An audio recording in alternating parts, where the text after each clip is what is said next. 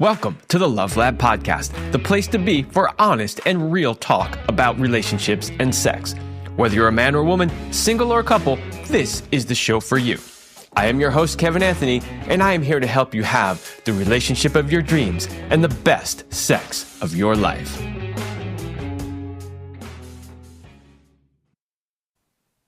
All right, welcome back to the Love Lab Podcast. This is episode 357, and it is titled Understanding the Four Nerve Pathways to Amazing Orgasms. Okay, first of all, who doesn't want to have amazing orgasms, right? We just have to say that right from the start, because what you're going to learn in this episode today is going to help you have better orgasms, more amazing orgasms, potentially more orgasms than you were having before, and you'll start to understand how and why your body reacts the way it does, which can help you make decisions about, hey, what position am I going to be in, or, that sort of thing. So I think you're going to learn a lot today. It's a fascinating subject. It's one I know a little bit about, but I'm definitely not an expert on it. Celine, when she was alive, was far more into this subject matter and used to talk about it a lot. But I have an absolute expert with me today who's going to unpack this. And I'm really excited to hear what she has to say about it. But before we do that, short word from my sponsor, Power and Mastery 3.0. Power and Mastery 3.0 is the latest version of the popular men's sexual mastery course. If you're struggling with erectile dysfunction, premature ejaculation, or simply want to increase your skills in the bedroom, then Power and Mastery is for you. Join the exclusive club of men who have taken their sexual performance into their own hands and become sexual masters. Mastering your sexuality is a key component to becoming the man she has always dreamt of and craves. Don't leave your sexual performance up to chance or the throw of the dice. Become a sexual master today by going to powerandmastery.com and joining the exclusive club of men who have taken their destiny into their own hands. That's powerandmastery.com. Okay, my guest today is Leah Piper. She is the founder of More Love Works and co-host of the Sex Reimagined podcast. And she has spent over 20 years helping thousands transform love and sex from routine into art. Oh, I like that, into art. Yeah. Drawing on her expertise in tantra, psychology, and somatic therapies, she guides people to deeper intimacy by fostering creativity, vulnerability, and passion in relationships. Through workshops, coaching, and mentorship, Leah empowers individuals and couples to rediscover authentic connection and lasting desire. Welcome to the show, Leah. Thank you. Thanks for having me. I am excited about this. I've been looking forward to this episode for a while. I will say that I don't really have anybody on the show that I don't like, but definitely some episodes I'm more excited about than others. Last week's episode I was really excited about, and this one too. So I've been booked so far ahead that I gotta wait for these shows to come up. So I've been waiting for us to have this conversation. I can totally relate with our own show, Sex Reimagined. It's really fun. I'm also the editor of our show, so being able to revisit the episode and reconsume the content has been super rich for me. So yay, I'm glad you're excited about this. Me too. Yeah, early on when doing my shows, I used to listen back to my own episodes a lot because I was trying to figure out how to get better, how to watch the words I was using, and just how to conduct the show better. So I used to listen to it a lot. These days, I don't really listen to a lot of my episodes. I have so much content, I honestly can't keep up with listening to it all. Yeah. However, certain ones I do go back and re-listen to, and this is probably going to be one of those. So, well, congratulations on 300 plus episodes. That's an amazing achievement when you look at how many people end up getting podcasting fatigue as hosts of their own show. I'm just wrapping up episode 146. So we are in our third season, soon to enter our fourth. So when I hear someone who has like twice as many episodes as us, it's really exciting. So congratulations. I know how much work it takes. Well, thank you. It is a ton of work, but I actually really love what I do. And I have to say that, when I came up with the idea to start this podcast, I had absolutely no idea I would have enough to say for 357 episodes. I wasn't sure I was going to make 25, really, but here we are. So yeah, beautiful. All right, let's just dive right in, because I know what people really want to hear is this topic of the four nerve pathways. I want to start with something that you say, which is that we have a much broader orgasmic ability than we've led to believe. So before we get into the details, could you talk a little bit about that? Like, describe to people what they potentially don't know about their orgasmic ability.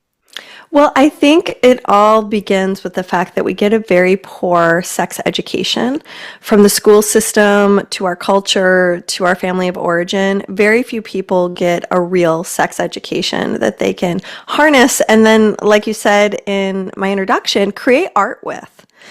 Every species figures out how to have sex. It's a biological imperative. We're going to rub our parts together and we're going to find get off and we're going to procreate. So we're hardwired to figure all of that out. But what we're not hardwired to consider is how to elevate sex, how to really explore it in our body to get the biggest reward. And I've got a long background, a rich background in tantra as a way to take a look at sex. When I describe tantra to people, which is this ancient mystery school practice that's like, over 2,000 years old. For some of us in the modern age, it would be really hard to relate to this thing that's so ancient. But the way I describe it, just to simplify it, is that tantra is the great beautifier of sex. It's what makes sex transcendent and gives us this experience of having really profound mystical experiences and how we explore pleasure and how we explore love and connection with another human being. It's this way to go soul to soul. And so we have that sort of poetry that people can investigate, like how can you sync up your breath?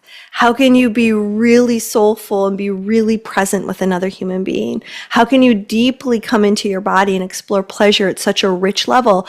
But the thing that makes it more powerful that I've discovered in the past 15 years is taking a look at what modern science has brought to the table. Because when we just take a look alone at vulva owners' sexuality, female sexuality, we're finally starting to get some things right. But it's still so new that some of the things I'm going to be sharing with you about these nerve pathways that take pleasure up to the brain, they're not even teaching in med school yet.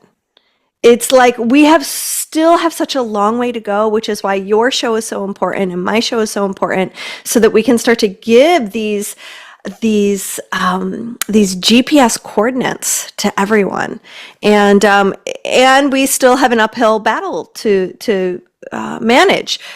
We still don't get enough funding for female reproductive health and sexual health. We've sort of normalized male sexuality to a degree that women are still trying to chase. So it's interesting. I don't have kids, so there is a gap for me in trying to figure out what are parents teaching now to kids, if they're teaching anything. And I'm almost certain that no one is teaching them about the nerves that carry different types of pleasure up to the brain. The brain is the biggest sex organ, so that's really important to understand. And the nerves that carry orgasms up to the brain, most of them run up the spine, but we've got one very special nerve that runs up the front of the body, which we are going to talk about in a minute. I would say that you would think that in 2025, parents would be teaching their kids a lot about sexuality, but they're really not. Yeah, that's my guess too. There's a small subset, that is a bit more open about it nowadays than in the past, but the overwhelming majority still isn't teaching much. And if they are teaching it, I guarantee you they're not teaching about the nerve pathways because so few people know about it. Yeah. I mean, they really do. And the point you made about medical schools is absolutely right. They are absolutely not teaching this stuff yet. And while it is new, like we would consider it new, I mean, it's been around for a number of years now. Like it's not like it just came out in the beginning of 2025. It's not groundbreaking new research. But considering the way medical schools work, I mean, they lag so far. And this is true. This isn't just true of medical schools. It's true of any school. By the time it actually makes it into the textbooks, it's years old by now, right? So, yeah, that's very fascinating. I've been in the sexuality space for over 20 years, but I didn't learn about the female anatomy of arousal. I didn't learn that women have as much erectile tissue, ounce for ounce, inch for inch as men. Like that was revealed to me 10 years ago. at the most 12 years ago.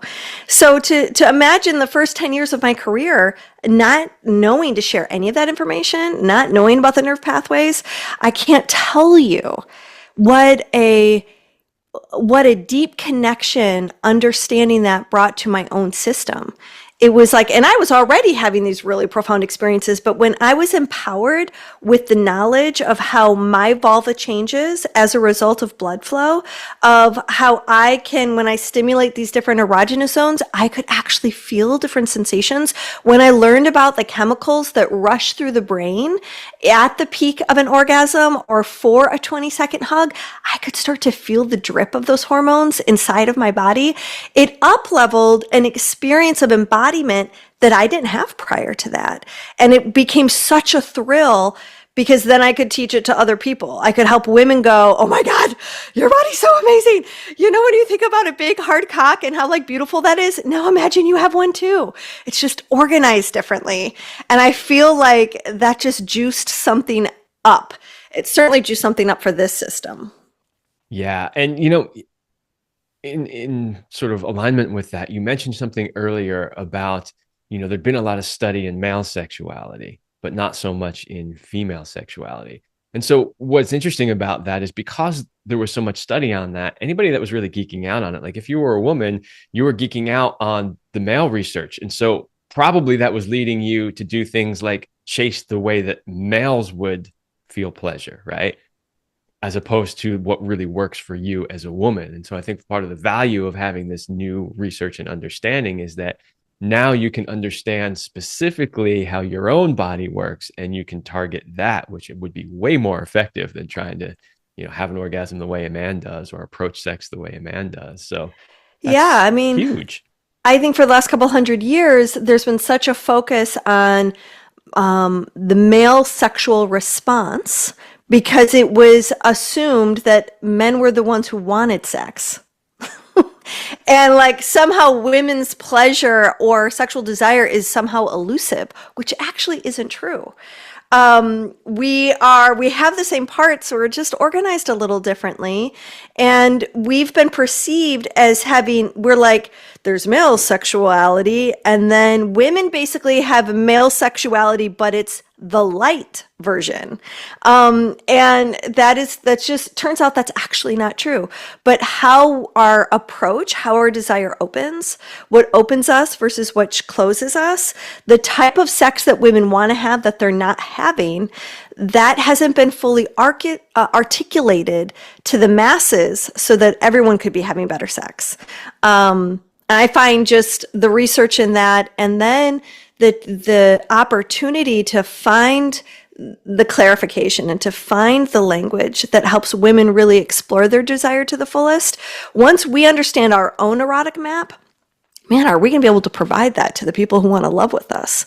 And so that's really my challenge to vulva owners out there listening is please go on a personal adventure of understanding the marvels of your pleasure and the marvels of your desire. And that takes some bravery. It takes, you know, facing some shame. It takes being brave in how you communicate. And it also requires being in the frustration that often arises in the pursuit of our deepest pleasures, our most fulfilling orgasms. Yeah, and we'll get to towards the end how women can start to awaken these, because that is definitely something that I really want to talk about once they understand it. But I did want to make a quick comment about this idea that it just walked right out of my head in that moment. I totally got it lost there. Oh, it was the idea that there's still a lot of stuff that people either believe that isn't true or don't know yet. So in other words, this idea that women don't want sex as much as men is just complete nonsense.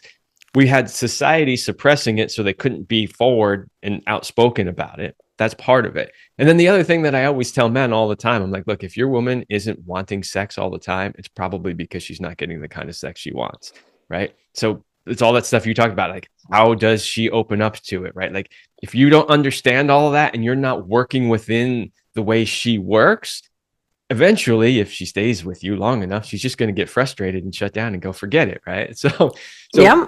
this idea that she doesn't want sex as much really isn't true. And anybody that has at least achieved a reasonable level of sexual mastery knows how much their woman lights up and just wants it all the time. So we can throw that myth right out the window. Yeah, and it also like in order to like reignite the passion, and I see this all the time with long-term relationships. I even see it in my own long-term marriage. There are these ebbs and flows of our feeling ignited for each other, and that's why like communicating is so key. Is finding the way to open that throat and talk about what you desire. We can't expect our partner to be a mind reader. And if we haven't gone on our own journey of discovery, then we're both feeling very impotent. And then we get a little numbed out and the love goes deep. But the part of our life that tends to suffer the most is that erotic connection.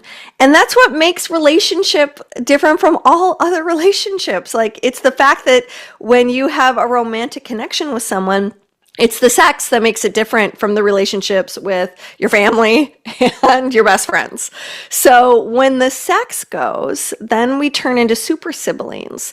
And I think a lot of people feel shame about the lack of sex in their partnership when they go through that period in relationship where things feel so secure that it kind of starts to numb out the erotic part of life. Yeah, that we could literally do an entire A whole episode episode on that, on just right? that. Totally. But we'll leave that there for now because we Yes. got a lot more to talk about. All right, let's dive right in. I want you to just briefly explain each one of the four nerve pathways and how that relates to their orgasm. Great. So I'm going to first describe where the nerve pathways are, what they feel like, and how you can arouse them, looking at it from a vulva owner's body. And then we can talk about how these same nerves exist in penis owners' bodies, but how they are organized differently so that we can get, you can understand the difference between the two. That is perfect. And we can honestly spend the bulk of the rest of this show talking about exactly that. Great. So the first nerve pathway is the one that most people are going to be familiar with, which is what runs the clitoral orgasm up to the brain, which is the pudendal nerve. Something that's very interesting about the pudendal nerve is the word pudendal actually translates to shame.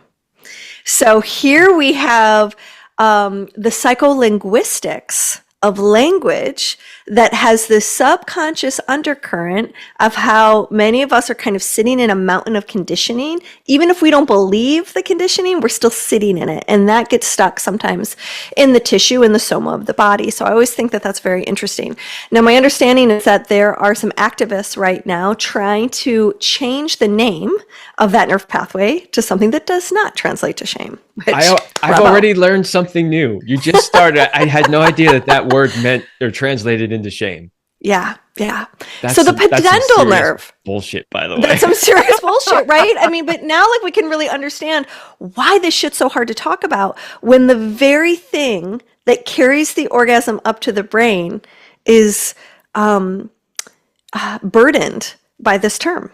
Right? And what shame means to our systems and to our private parts.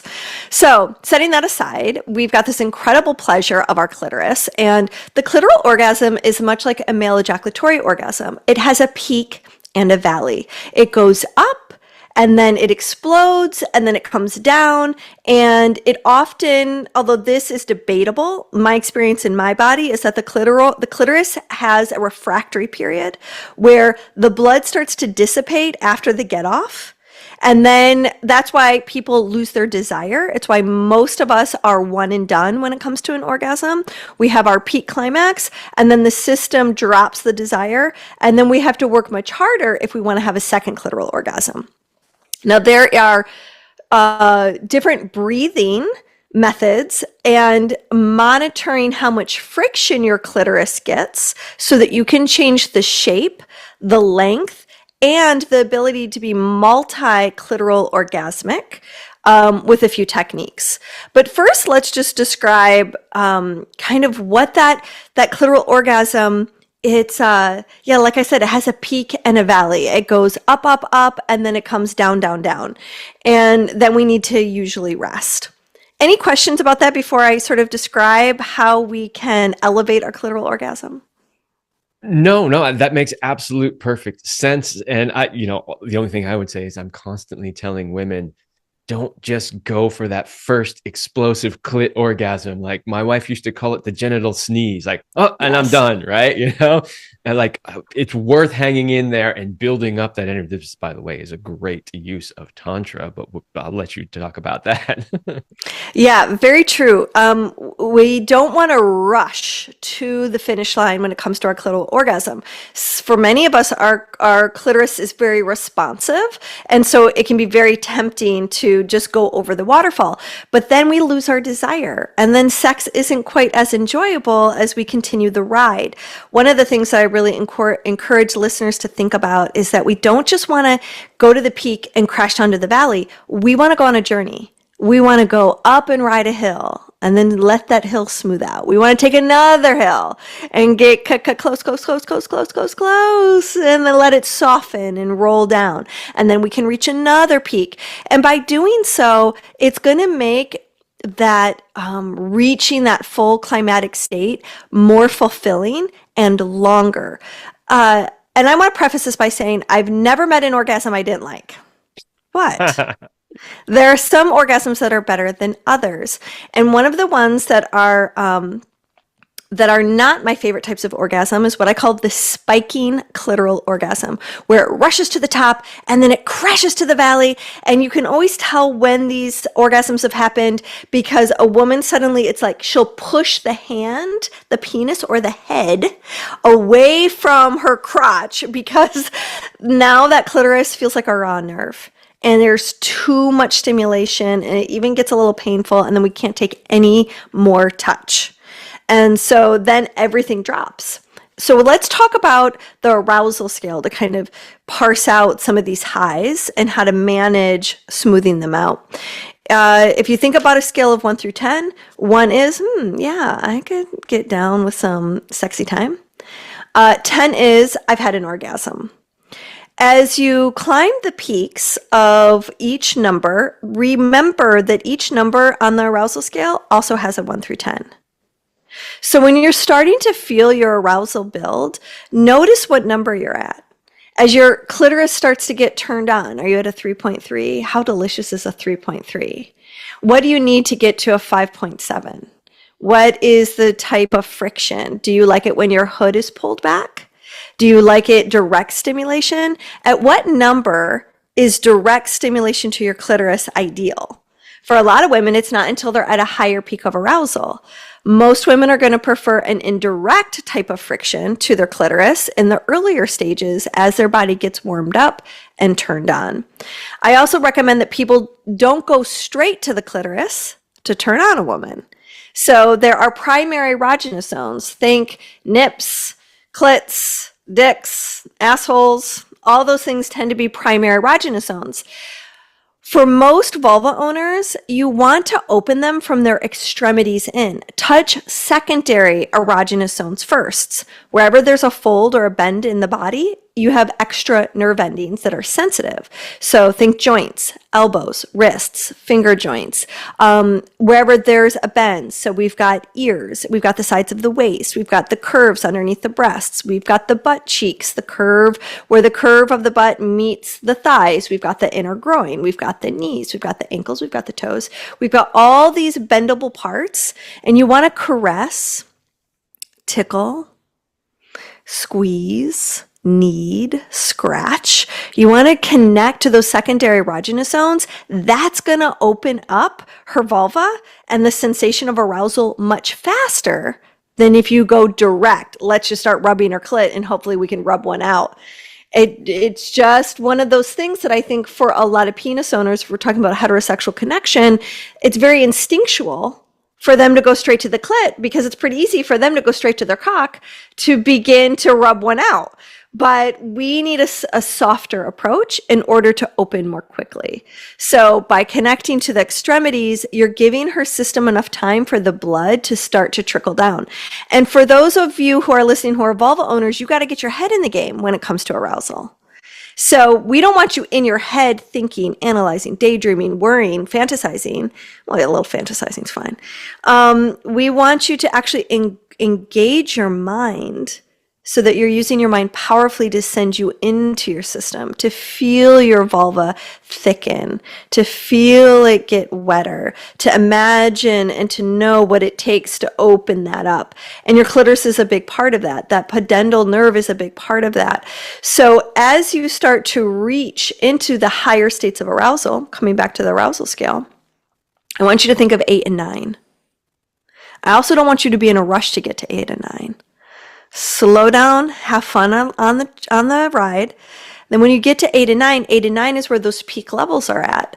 And you have control over your pelvis. So if your partner is bringing a lot of stimulation or friction to your clitoris, lean out of the friction. Tilt your pelvis a little bit away. You can arch, you can tilt, you can pivot. You that way you have control over how much friction you're getting. So you dip into an 8, oh my God, 8.1, 8.2, oh my God, that's so good. I could just fall over the waterfall right now and get to 10, but I want to slow this down, so I'm going to arch away. I'm just going to tilt away. I'm going to give some of that stimulation a break. And then when it starts to dissipate, maybe to a 5 or 6, lean back into the friction.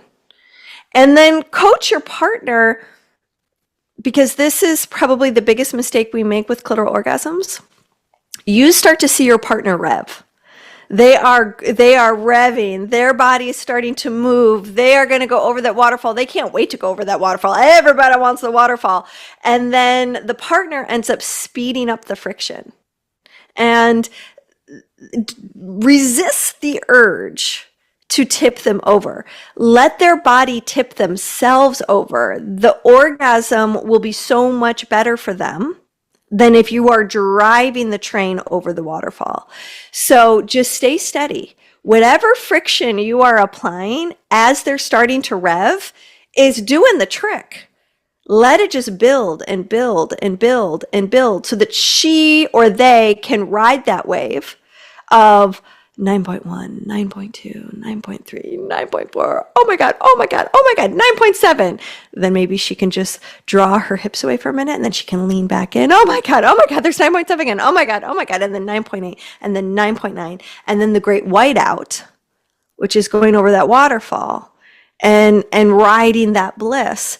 When you take that clitoral orgasm nice and easy, instead of having that spiking orgasm that I described in the beginning, you begin to roll. You'll have rolling clitoral orgasms.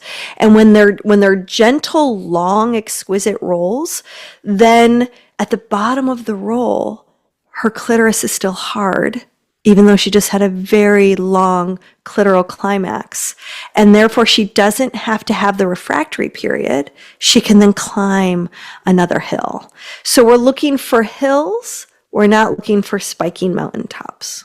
Yeah, everything you said, absolutely right on. There's so many things in there that, if you've been listening to this show for a long time, it's exactly what I've been telling you. And now you get to hear it from somebody. I like when people hear the things that I tell them from other experts, right? Because I don't want them just go, oh, well, that's just his opinion or that's just what he thinks. I'm like, no. Trust me. So everything you shared, a couple of good things that I just wanted to reiterate that I really liked. The first one was you were basically telling the men, like, when she gets close, don't try to change what you're doing and try to push her over. I think most men have experienced, at least at some point, where they were doing something that was working and then they changed and it stopped working, right? So even if you're successful, well, I should say you might be successful in pushing her over the edge, but by changing, you might lose it altogether, right? So the advice which you gave, which is perfect, is if you find it and it's working, just stick with it. It's the consistency, sticking with it that will work. And then let her control that.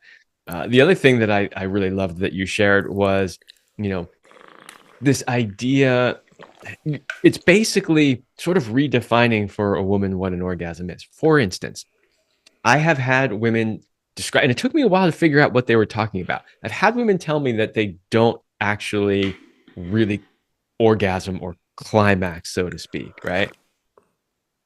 But as you dig into it a little bit more, what you realize is that some of them actually naturally know how to ride these waves of up and downs, and they don't have that big explosive one that you were describing.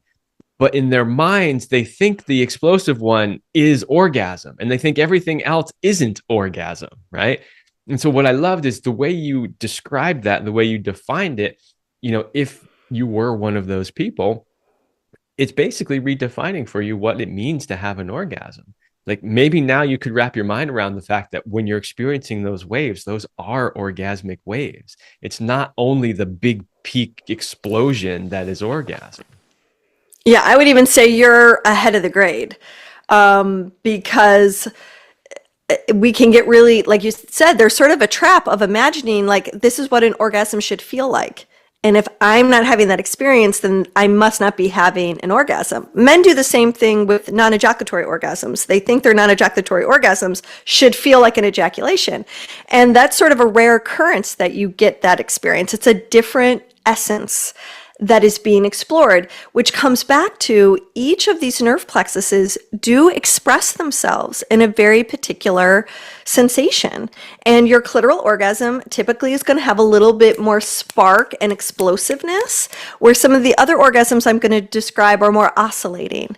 And what's interesting about the other nerve plexuses is sometimes those are much easier to have multiple orgasms with. And if I were to define what is an orgasm, I would say an orgasm is basically energy and movement that's pleasurable. And I would describe pain as energy that is stuck and contracted. So a good laugh is orgasmic. In fact, a laugh actually stimulates one of the nerve pathways we're going to talk about. So we can have laughgasms. A good sneeze can be orgasmic. A good shit can be orgasmic. I call peeing a holy pee. Once you start to experience the female ejaculation, peeing takes a whole nother shape. It becomes a really actually delicious thing. So we need to actually think about orgasm and broaden it, allow it to be something much richer and much more accessible than this very, very narrow definition that it's only this genital phenomenon. Yeah, I completely agree with that. And we'll get into this in a moment, although I am going to take a break because we're about halfway through, and then I want to come back and do the other three pathways. But you've described a lot about the clitoral orgasm, and a lot of women think that, oh, that's sort of the pinnacle. But now, I'm a man, so I've never experienced a Gspot or cervical orgasm.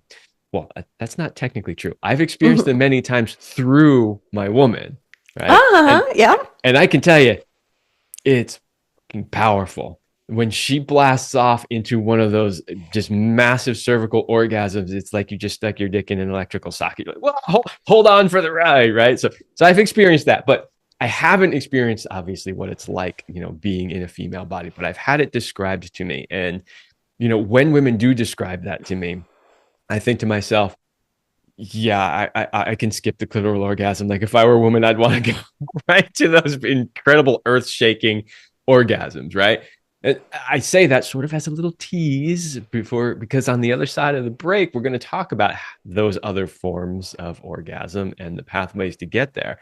And I just want women to know if you haven't experienced that, there's a whole other world that will blow your mind. Yes.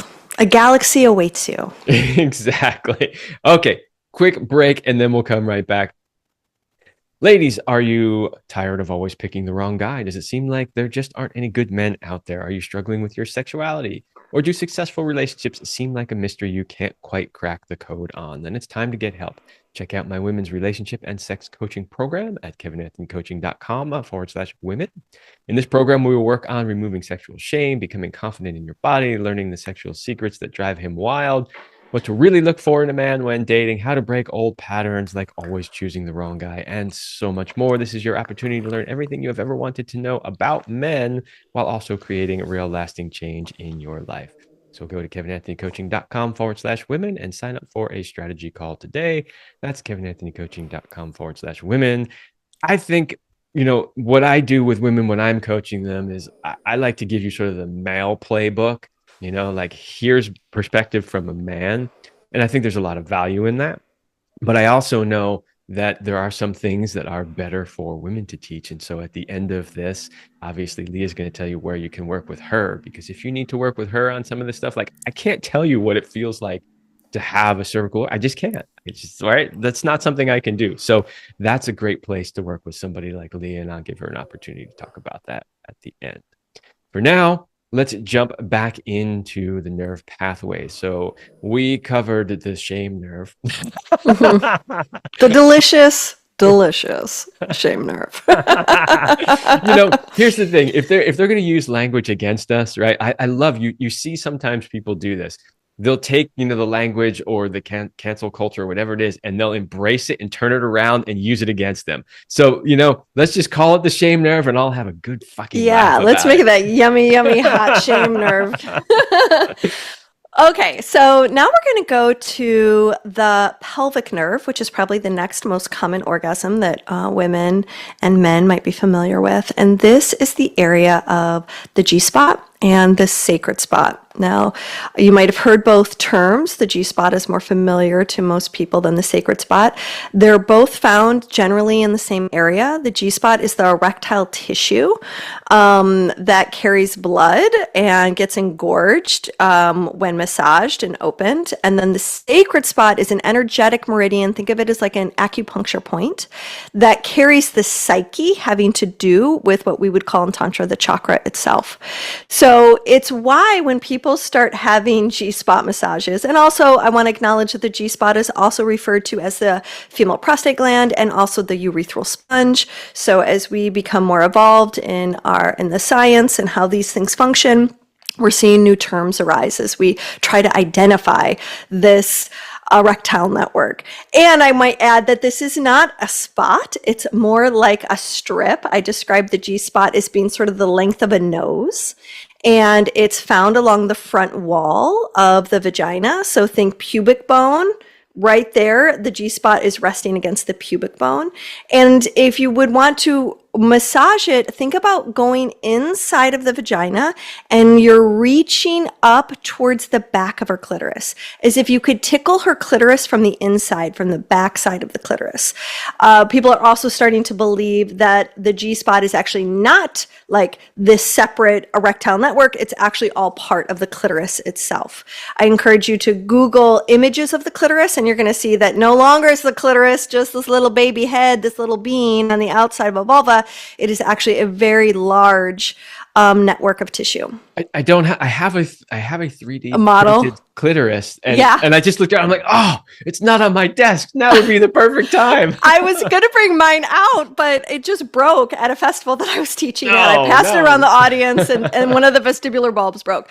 But go ahead and check it out. There's also some really fun new jewelry that I'm seeing in the market that's fun. So get yourself a clitoral pendant or earrings. Okay, so back to the G-spot now.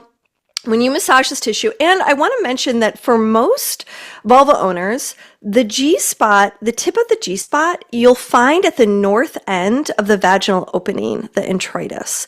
So if you bring a fingertip right to that north edge of the opening, you'll feel almost like a little nodule. To me, it always feels like a little tip of the nose. And then you use that little spongy tissue and you use your finger. So I always start with fingers to trace your way and use that finger to go all the way through the length of the G-spot so that when you bend your finger around the tip of the pubic bone, boom, you are actually massaging the full length of the G-spot. And look, there are so many strokes and techniques for waking up this tissue, but stillness is one of the most powerful. Bring attention and touch to the G-spot. But then again, ladies, vulva owners, you dance on that hand or on that cock. You are the one that makes the movement, and then you find the pressure and you find the friction and you find the tempo that really starts to open up this part of your body. You don't often have to wait for someone to do you. You just need the depth of presence to help you find yourself deep within. And this is the area that rules the pelvic nerve. And why the Gspot orgasm, it's also considered the vaginal orgasm. Why is it so delicious? Well, it's like more when it starts to awaken. And oh, by the way, you will not be the first woman in history if you don't like it at first. If it feels numb, if it feels pokey, if it feels sharp, if it feels unpleasant, like we store a lot of stuck stress in this part of the body. And so for most of us, it doesn't feel like much the first few times you do it.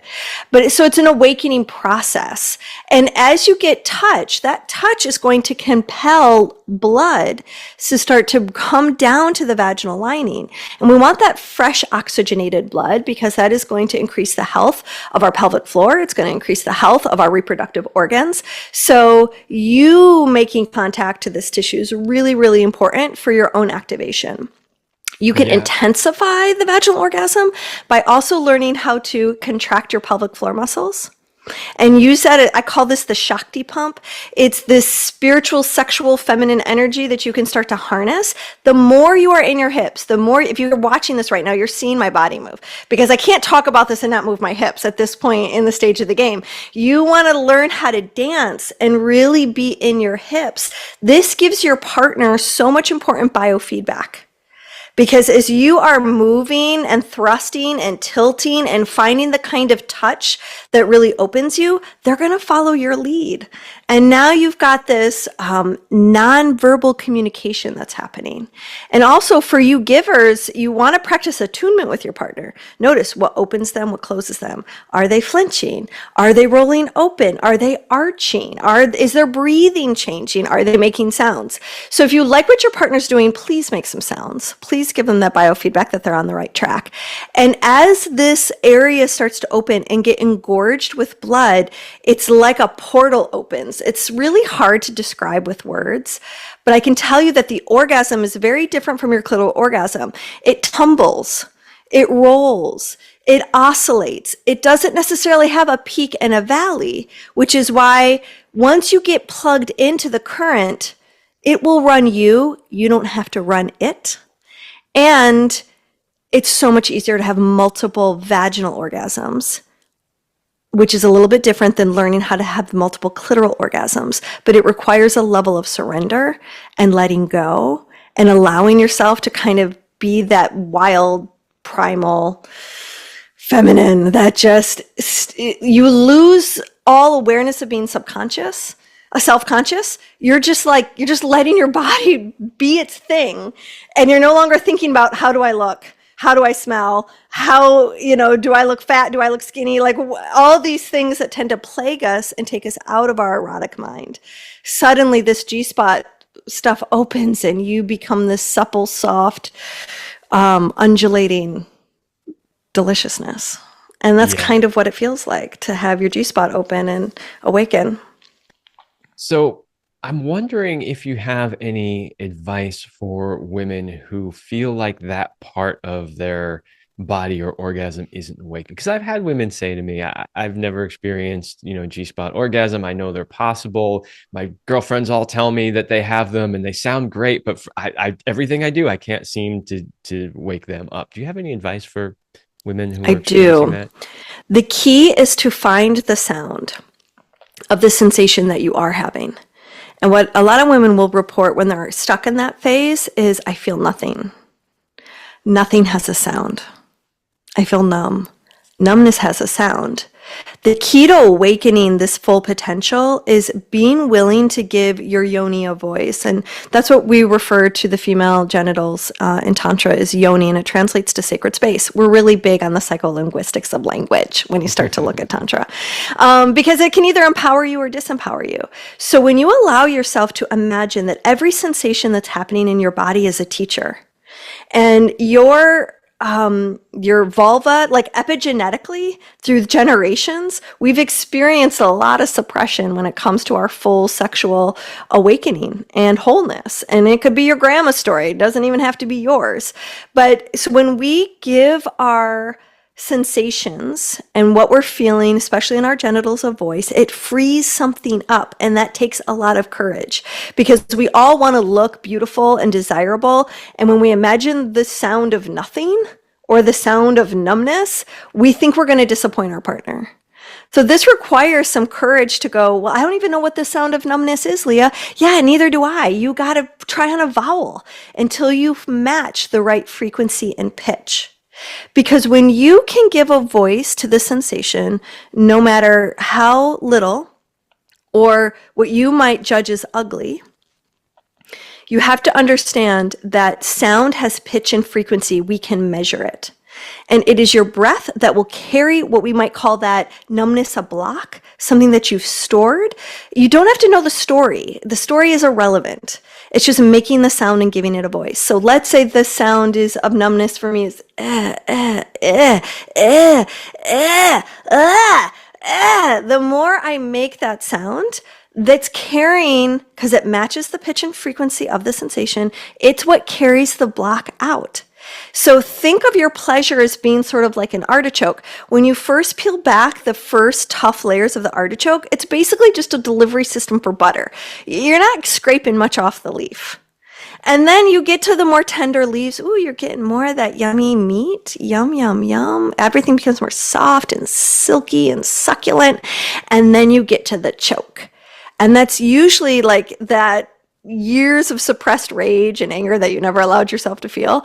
And suddenly that arises and you just let it out. And then what you'll discover is the biggest, most outrageous, most God-inspiring, ejaculatory female orgasm that you had no idea was sitting on top of layers of layers of layers of layers of layers of all the times you didn't speak up, of all the times you said yes when you meant no, of all the times you felt shamed, of all the times you felt embarrassed, of all the times you've judged your body, of all the heartache, whatever the story is. When you can peel back the layers, you've got access to more of yourself and more of your essence. And this is what makes sexuality so rich and so complex, is that it's not just all about orgasm. In fact, I try to tell people there are more important places to go than coming in order to come bigger than ever before. So that's a long answer to your question. Yeah, but it was fantastic. I love the fact that you brought up that there are blocks there, that some of them might even be generational and not belong to you and all of that kind of stuff, because, you know, these are things that I've been sharing for a long time. When I do have the opportunity to work with a woman who's experiencing this, you know, and I see the same thing on the men's side too, a lot of times when it comes to erectile dysfunction. You know, on the male side with erectile dysfunction, you know, the first thing I'll say if a man comes to me and wants to work on that is, you know, please go to your doctor, get checked out. Could be, you know, especially if you're older, that's a sign of potential, you know, heart conditions and things like that. I have not yet had one of those men come back to me and say, you're right, they found the physical problem that was wrong with me, and that's the whole reason. That doesn't happen. They always come back and they say, the doc says everything's fine. Okay, then now let's get into the real work, right? Same thing on the women's side, right? I have said many times that there are basically trauma stored in the body. There's blocks there. And your key to doing this is to unravel that.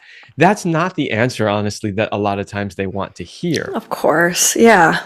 Who wants to confront all that stuff? It's right. No, I don't blame you, but if you can turn towards it, I promise you, it's one of the fastest forms of psychotherapy you could ever engage, because it's a lot easier to actually make a sound. It's like you can clear so much stuff.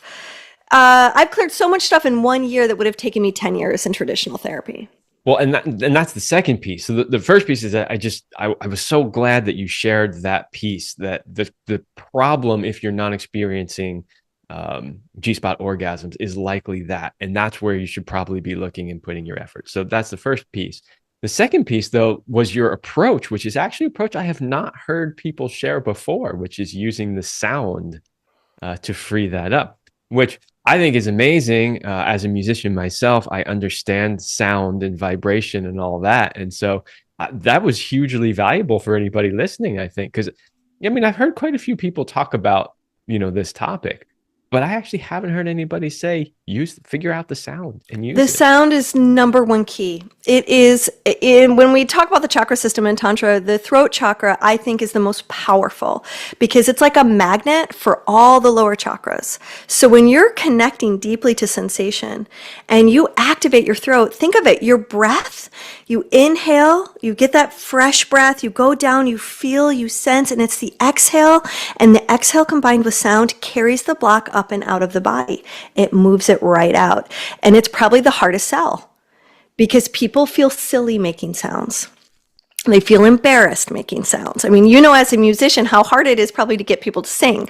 We're all embarrassed. Someone's always told us that we have a shitty voice. And we Right? don't want to look dumb in front of a partner, right? Especially if there's somewhat of a new partner, we still want to be impressive. We want to look beautiful and desirable. So we've got all those hangups in front of us. So it really helps when the partner says, I'll sound with you. You don't have to do it by yourself. And that frees us to go, okay, I'm going to go ahead and I'm going to let this all hang out. And I want to reassure people it's counterintuitive, but when you're willing to be that vulnerable, and by the way, another psycholinguistic word, vulnerable translates to woundable, which is why it's so hard to do. It's like we're opening up our guts and I'm going to make this goofy sound and I might even say this earth shattering scream and will you still want to fuck me later? I mean, how is that beautiful? But it is so exquisite. It is so beautiful because you're putting your trust in someone. And as you know, if you have been bestowed the trust of somebody and they're sitting there and they're opening and they've got tears, aren't they just the most beautiful? Don't you feel so privileged? It's a stunning experience to allow yourself to unravel in front of somebody else. Don't hold that back. That's where some of the richest love can be felt. And that's also the gateway to some of the deepest orgasms. Yeah, I agree. I mean, I think it's beautiful when either a man or woman can be truly vulnerable in front of their partner. Oh, And I think it's even from a man's perspective, it's even more beautiful when a woman just is totally vulnerable and open, because that's the way the feminine is. She's designed to open in every way, from her physical body to her emotional body, right? And so yeah. to me, that's when you start getting to the really good levels of depth, when she starts to really allow herself to be open. And unfortunately, most women, having been brought up in such a male-dominated society, so many of them are so guarded, they're so protected, they're so tense all the time. And so when you can get her to really open up, it's just such a beautiful thing. I think too, it's important to remember that if we're too goal oriented, the Gspot orgasm tends to shut down. So if you're chasing that pleasure, the pleasure is going to resist you. This is an art of surrendering. It's of letting go and a willingness to encounter what is there instead of chasing something else and trying to bypass the thing that may be crunchy. And so I encourage both the giver and the receiver, take the goal out of the play. If you're going to have a goal, just make it about love. How much love can you feel? Yes. But if you make the goal about orgasm will oftentimes be elusive. So make it about the love. If you make it about the love, all the orgasms follow. Yeah, both men and women, one of the things I'm constantly teaching them, if you want to have this amazing, mind-blowing sex that goes on for hours, you've got to let go of the destination. There's no destination. It's a journey, and you're supposed to enjoy the entire thing. Interestingly enough, speaking of words, have you ever read a book called The Deaf Phoenicians? No. You might find it interesting since you love it. I read it years ago, and it's written by a guy who claims to be an ex-Satanist, and he wrote an entire book about how they, as in people in general throughout the ages, have used language very specifically to control you by the definitions of the words. So the book is deaf, as in you're deaf, right? Okay. So DEAF, and Phoenicians, as in the ancient Phoenicians. And it's a play on words, very obviously, because the entire book is about how they use language to manipulate you. I love this. I've written this down. I can't wait to gobble that up. It's a fascinating book for sure. I think you'd find it interesting given the way you really tune in on language like that. Okay. Uh, we technically only have 6 minutes left. We're gonna have to go over on this episode a little bit because we can't not talk about the other two nerve Yeah. pathways. So Yeah. we're gonna have to move a little faster. Yeah. Okay. We'll move a little unfortunately, faster. Yeah. No problem. Okay. So the next one is going to be the hypogastric nerve. Now, the hypogastric nerve is most commonly stimulated through anal sex and anal play. So it runs through the anal sphincter muscles. It runs through the prostate gland in men's bodies. It also runs through the cervix, and it runs through an erectile sponge called the perineum sponge. So there's a place that very rarely, if ever, gets massaged in a vulva owner's body, which is if you go inside the perineum. So what you would do is you would go down towards the south end of the vaginal opening, and with a thumb or maybe your index finger, you go down and then you curl your finger kind of deep within towards the anus. And there's a little sponge there. And boy, when that awakens, it is so hot. It is an awesome turn on. My favorite way to turn on that perineum sponge is when I'm laying on my belly and a partner starts to massage the back of my vulva and then enters me from behind and curls usually a thumb, right? So then the other four fingers can be kind of sandwiching and holding the vulva and having some indirect contact to that clitoris, which brings up sort of a fifth phenomenon, which is the blended orgasm. When you can have two neural pathways firing at the same time, you get to have a supersized mega orgasm. So think about Gspot clitoris or perineum sponge clitoris. So the hypogastric nerve runs up the spine, and it has a lot of electrical sensation. It can feel very buzzy. You'll notice your body will start to go into shivers or undulations. Those kind of, in the beginning, you might get some jerky movements. And then after a while, the more you practice awakening the hypogastric nerve, those jerky movements turn into rolling undulations, much like a serpent rolling up the spine. And you can really feel, it really starts to stimulate the back of the brain. We call it the jade pillow. So what I like to do is I like to really feel the back of my brain resting on the pillow. And it takes you very, very, very deep. Your awareness gets very, very, very deep. And I just imagine that I can take sensation, and I imagine I'm always connected to my breath, like I'm breathing a river from my genitals all the way up to my brain, giving my brain a bath. And then that bath, that splash that goes from my brain starts to drip down my body like a waterfall. So the river rolls up and the waterfall rolls down. And this is how you can start to open up greater neural pathways between your brain and your genitals, and you'll start to have deeper experiences. It helps you also expand the length of your inhale and the length of your exhale, which is what you want to do, again, to make your orgasms more intense and longer. So that hypogastric nerve, it takes a minute for that to get stimulated, especially through anal penetration. Again, anal penetration requires a lot of sensitivity, a lot of patience, a lot of surrender, a lot of letting go, and it's a very hard one. That hypogastric nerve orgasm is so massive. It's so big. I would say that my top 3 peak orgasmic experiences have probably all been hypogastric nerve, because it's been so challenging for me to surrender at that level, for me to deeply trust my body, for me to really let go of being uptight.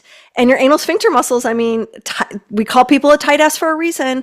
We are gripping so often unconsciously, trying to keep our world together. And this requires to actually let go, to really, really, really let go, and to encounter some of the hesitation we have from being penetrated at that level. Also, through anal sex, for a vulva owner's body, you can massage the vaginal G-spot through the anal cavity. The anal cavity and the vaginal cavity share a very thin wall, and so by pressing up against that wall, what's amazing is that, like, it feels like the yoni is massaging the yoni, and that it feels like a really trippy experience. So when you've got that going on, when you're stimulating the G spot, even though through the anal cavity, it's activating the hypogastric nerve, and now it's activating the pelvic nerve. And if you add a little bit of clitoral stimulation on top of that, we're now eating a triple layer cake. We're not just having a one layer cake as if we were just massaging the clitoris. Now we are massaging 3 very specific erogenous zones, and we're layering our pleasure on top of each other. And this is why this starts to get so exciting. So those anal orgasms, those perineum sponge orgasms, they can be fraught with a lot of hesitation, nervousness, self-consciousness. But when you move past those hurdles, baby, holy smokes. We're going to the cosmos. Now things are really starting to get transcendent, and your eyes are getting real buggy, and your partner is feeling the ripples of that. And I always call those freebies. You mentioned it earlier, Kevin. It's like when you are experiencing your partner have an orgasm, you can absorb that pleasure into your own nervous system if you're sensitive and aware. And those are really juicy. So we've now knocked down 3 nerve pathways. You have anything to add to that before we hit the 4th? No, just I was smiling sort of ear to ear when you were describing that bit towards the end, which is, yeah, absolutely. We can absolutely absorb that. It's something I try to explain to men all the time. It's like, if you let go of just chasing your own orgasm / ejaculation, and really for most men, it's just chasing the ejaculation because they don't even know they're 2 different things. But if you can let go of that, the amount of pleasure you as a man can experience is so much more. Like, I try to motivate men to pleasure their woman by getting them to realize that they themselves will also experience more pleasure if they can calm themselves down, learn how to last longer, be willing to put in the effort to help her get there. Sometimes a hard sell for guys, to be honest. Right. Totally. But man, does lovemaking take on a whole new shape. It's just incredible. Okay, so now let's go to number 4, which is the vagus nerve. The vagus nerve is unique. It's considering the wandering nerve. It goes up the front of the body. It's the only nerve pathway that sends orgasm from the front versus through the spine that we know of so far. And what's interesting is it passes through the heart. It also goes into the brain from the throat. So it hits the vocal cords, and then it goes up into the brain. And this is very important because the vagus nerve orgasm, you activate it by making sound. So this comes back to the breath, and it comes back to sound. If you want to have, and a lot of people will describe the vagus nerve orgasm as a heartgasm. This is the orgasm that you feel so incredibly touched. The pleasure touches you so deeply that you cry. If you've ever had a crygasm, you have been moved so deeply that you can't help but feel emotional. When that is happening, when you feel your heart burst into pleasure, when you feel you're so touched and moved you start to cry, baby, you are in the world of the vagus nerve orgasm, and it is quite precious. So you want to get in the habit of making the sound of pleasure. And tantrikas know, I don't make a sound because something happened that makes it worthy of a sound. I start with sound, and the pleasure comes to me. If you start sensualizing, so when I lay down to start making love with my partner, and maybe they're massaging my body, I start oohing and eyeing and having deep sighs. It's like, oh,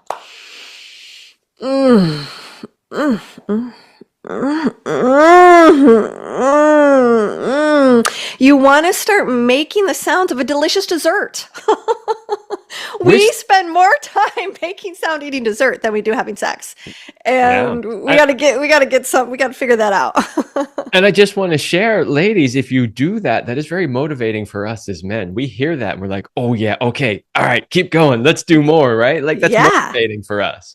Totally. Like, you want to give him that biofeedback that he's going in the right direction. If you're silent, he's guessing. He doesn't really know. So you need to be active in your body language, and you need to give affirming sounds because it will amplify your experience of pleasure. It actually calls pleasure down into your body.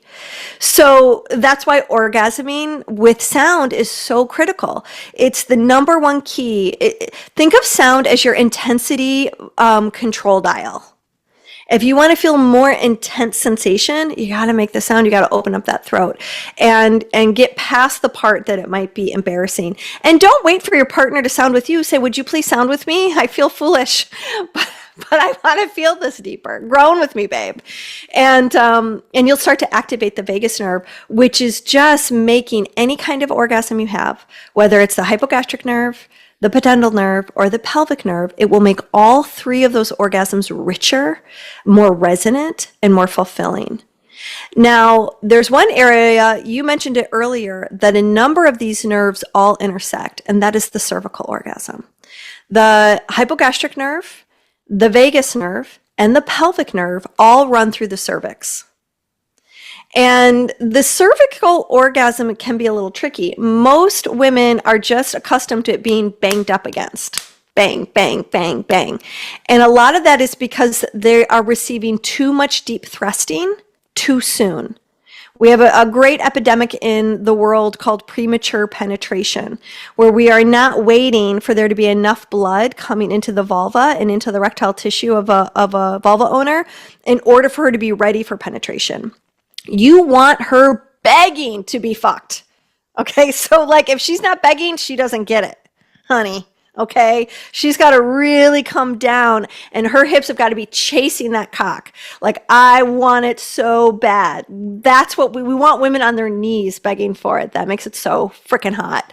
And when she's at a certain level of arousal on the arousal scale, what happens is her cervix and her uterus begin to contract. That's when those deep thrusts are going to be the hottest, and you'll be able to reach places like the A spot and other areas that are erogenous in nature. So you want to make sure that there's enough room. And now here's another way of activating the cervix. The cervix likes stillness, and it likes more of a thumping pressure. It's a thump, thump, thump. It's not a vigorous piston bashing up against it. That's what causes the cervix to feel pain and discomfort. And she'll endure it, but she'll hate it. And she'll be trying to maneuver out of the way, but she will endure it. And we got to stop enduring. That's not the way to have hot orgasmic sex. So you can kind of think of like the cervix is like a cone. And you can think of it as like a little kitten kiss. If you bring, let's say, a cock or a lingam right to the tip of the cervix, and you're just present with your attention, then the cervix will start to almost be like a... She can get so open that you can even slightly penetrate the cervix. Just the teeny, teeny, teeny tip. And there's so much rich, nerve-laden energy there. It's so intimate. But here's the hard part is that a lot of guys get scared that if I'm not thrusting, if we're not activating a lot of friction, I'm going to go soft. And then comes performance anxiety about going soft. So it's this real dance. It's like a real trust of going, we're going to be so in the moment. It's okay if you lose 10, 20% of your erection. Stay right there. The arousal will get so rich even in the stillness, but you've got to trust that you're going to be okay. You've got to trust that it's okay if you go soft. Yeah, I would say for the men too, and my personal experience is if you've like all the stuff you've been talking about, getting her to the point where she's begging for it, about, not having a destination and making it more about the journey, right? And like going through these rolling types of orgasms as a man, if I have taken the time, with my woman to build that, and we've been making love for, 30, 40, an hour and a half, 2 hours, whatever it is, there is no chance I'm losing an erection just because I'm still, because I've built so much energy in my own body that my cock is rock hard and throbbing. And it's like, I could sit there for 10 minutes without moving and it hasn't changed at all. And I'm telling you, I'm 51 years old. I still have that experience, right? So I would say a lot of it is, have you really taken the time to build that energy, right? And again, like you said also though, so what if you lose a little bit of it? Yeah. The problem is when you get in your head about it, you actually create the very thing that you don't want. You get the anxiety builds up and that causes your erection to go away. With a tantra background like you have, like tantric sex, can just be hours long, right? Mm-hmm.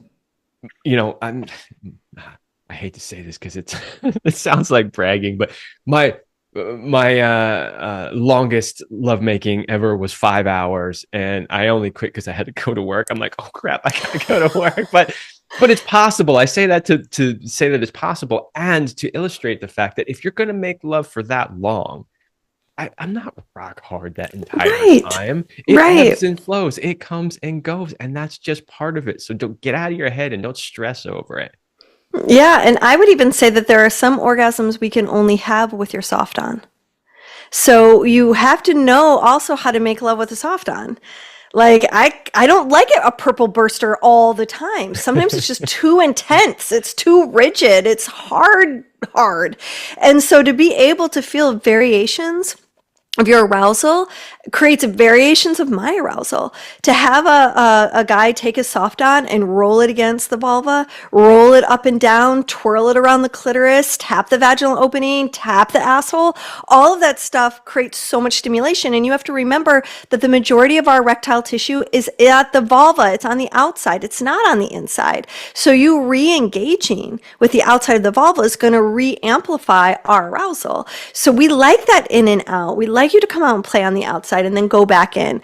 Like, let's take the anxiety and the pressure of performance off of it by expecting the genitals to behave a certain way. Like, I always honor the wisdom of the wand. How do I know it's supposed to be hard? It's hard. How do I know it's supposed to be soft? It's soft. In Tantra, we call it the sleeping dragon. It's not another limp dick. Right. Yeah, I mean that is a really beautiful reframe, because I know I work with a lot of men, and a lot of men stress over this very thing. Of They course they absolutely do. Yeah. like really stress over it, not like a mild concern, you know? Yeah. So it's a And that really, sabotages their whole of experience. course it does. Yeah. It sabotages their whole experience, and it actually sabotages their ability to achieve and maintain an erection. So yeah, that's a beautiful reframe. The other thing that you brought in that I really love is you mentioned those moments of stillness. Hmm. I don't know how many people that haven't really focused on, what we're calling tantric lovemaking really can truly understand the power of stillness in lovemaking. But it is amazingly powerful when you I mean, have those. I don't even really know how to put it into words to describe what it feels like right? in those moments, but Yeah. it is that amazing, and it is definitely, you should be incorporating that into your It's lovemaking. like the universe opens up. It's like you start traveling to other galaxies. It is so cosmic. It is so transcendent. And I'll tell you, Kevin, I preach stillness from day one, but it's not until my students are in their third year of a teacher training that they finally go, oh my God, that's what you meant by still. Because honestly, there's so much current inside a woman's body. And I didn't get this until I started working with women's bodies and putting my own hands and giving them Gspot massage to realize, oh my God, I keep on telling men, why aren't you being still? Just be still. I'll just clamp their hand down and I go, oh, my hand's moving all by itself. There's so much energy inside of a woman that sometimes things are moving on their own. And so it really does take some extra concentration to practice. Let me be still and let me be so in the moment. It requires a depth of presence. And holy smokes, it's bananas how deep and full and rich stillness Yeah. creates. I've definitely had quite a few experiences with that moment of stillness actually triggering the cervical orgasm. One of the things that I've noticed is that like sometimes I'll be doing a particular motion and I notice it's really working. But then I'll notice suddenly it's not really working anymore. And that's often a cue for me to stop and pause. And when I Ding, ding, stop and ding. pause, all of a sudden, like there's often this moment where I stop and pause. I don't really feel anything happening, but I just keep pausing a little bit longer. And then all of a sudden I feel the buildup. I feel the energy start to go like this. And then boom, there it goes, right? I'm so glad you articulated that. I would say that the most important thing in discovering the cervical orgasm is stillness. It is the great activator more than any other thing that you could do. And honestly, the only other thing I recommend doing is a little thump, thump, thump, and then more stillness. And Yeah. maybe another thump, thump, thump. Think heartbeat. With those, I noticed sometimes, not always, but sometimes what works well too, it's not the pounding straight in and out, but sometimes it's a subtle side to side shift Mm-hmm. that it's kind of maybe similar to the thump, thump, thump thing that you're talking Mm-hmm. about. It's It's like a more little subtle. wave. It's like a little Yeah. wave that Yeah. kind of brushes back and forth against it a little bit, seems to to I work would say more. also, like when a man squeezes his pelvic floor muscles and he makes his penis wave, Hmm. it's a different type of friction. It's not an in and out, like you said. It's just like that. It's like a pulsation. It's feeling someone pulse inside. And that's like another beautiful, subtle, it activates the subtle body. Hmm. Sometimes I like to do that just for fun because, when she's not expecting it, when she's really relaxed and soft, and then you give a good squeeze, she goes, whoa. Yeah, yeah, yeah. And it feels especially good against the G spot. Well, we are way Yeah. over, but that's okay. And I could talk to you for another 45 minutes about this easy, but Yeah, I do want to keep the show consumable for people that want to listen to it. absolutely. We Yeah. did cover all four, which I really appreciate. And I know that you have a whole course on this. So if people are feeling, I wanted more, there is a place for you to get a whole lot more on this. I also want to thank you, one, for sharing your expertise in this area. But the other thing I was really appreciating as you were talking is that you might be talking about, one of these nerve pathways or something, but in the process of it, you were dropping so many other really important little tips just about sexuality and how to make love and men and women in there, because how can you not when trying to describe the best way to approach these things? A lot of times when I have guests, I like to kind of pause and, kind of point those out so that people really, it really sinks into it. There were just too many of them. Like, I can't stop you everything that you Yeah, I say. tend to go, whoa, here you go. No, but it was great. It was absolutely great. I really appreciated it because so many of those things that you shared are things that I share all the time on this show. And I love when my guests come on and say the same thing, because my primary goal with this really is education. And it's repetition. The more experts come on and keep it doesn't become so hard anymore to try to drill this into people's heads because they keep hearing it. So I Yeah. really appreciated that. Oh, wonderful. I'm really happy to hear that. So go ahead and tell the audience where they can find more about you, your work, the course that you have that's specifically around these four pathways, and anything else you want to share. Sure. Okay. So you can find me at moreloveworks.com. That's my website. And if you go to moreloveworks/unlock her pleasure is where you can learn more about this particular type of information, how to open up the G spot, these four different nerve pathways, different techniques and ways of being to really open up a woman's system. And I have a free gift for your audience. If you go to the website and you click on free gift, you can get a video tutorial on how to never miss another clitoral orgasm again. Because as we said in the beginning of this interview, female orgasms can feel very elusive, oftentimes the clitoral orgasm. Because if you're like me, you've had those experiences where you've gotten so close, you're almost through the door, you're almost through the door, and then bam, where did it go? It just short circuited. It like disappears. And it's so disappointing when you're so close. And I've discovered the mistake that women have been making since the beginning of time across the globe of why they short circuit that clitoral orgasm. And I want you to learn about this very easy technique to correct. And then I want you to share it with everyone you know, because I want to get rid of the elusive clitoral orgasm once and for all. And it's totally free. Hallelujah. Let's get rid of that. Yeah. And you can also go to the website or go to the podcast, sexreimagined.com. We're also on all the streaming channels, myself and Dr. Willow Brown. She's the Taoist expert of Taoist sexuality for the show, and I'm the tantra expert. And then we bring all sorts of other experts, researchers, doctors, gurus, and just people who've had extraordinary experiences in the world of sex to reimagine what's possible. Kevin, we would love to have you on the show.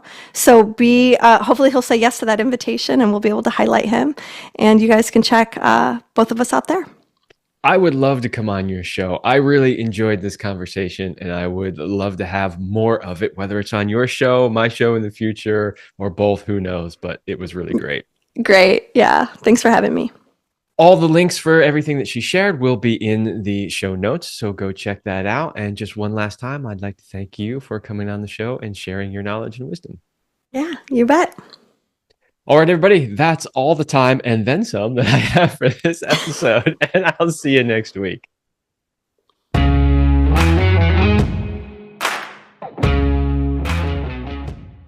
I hope you liked this episode of the Love Lab podcast. If you enjoy this show, subscribe, leave me a review, and share it with your friends. And for more free exclusive content, join me in the Passion Vault at kevinanthonycoaching.com/vault. That's kevinanthonycoaching.com/vault. Thanks for listening. And remember, as Celine used to say, you're amazing.